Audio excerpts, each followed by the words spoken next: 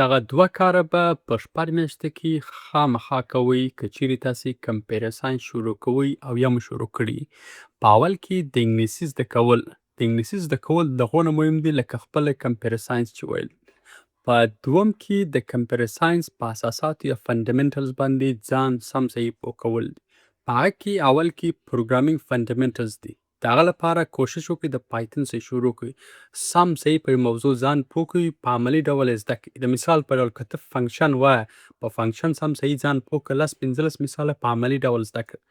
په دوم کې ته کمپیوټر A پلس او نټورک پلس ووایه. هم یې د یوټیوب څخه ویلی سې، هم یې د کورسو څخه ویلی سې. دا به ستا سره همکاري وکړي چې د کمپیوټر او د شبکې په اساساتو صحیح پوه سې او هغه روزمره مشکلات د خپل کمپیوټر او شبکې اړوند دي په خپله به یې حل کړې او د وظیفې په پیدا کولو کې هم همکاري سره کولی سي. د دې دوو شیانو لوستل به ستا سره همکاري وکړي چې ته پوه سې چې په کمپیوټر ساینس کې بیا وروسته کومه رشته انتخاب کړې. په راتلونکو ویډیوګانو کې به موږ ستاسو د کمپیوټر ساینس په رشتو او د هغو اړوند دندو باندې خبرې کوو.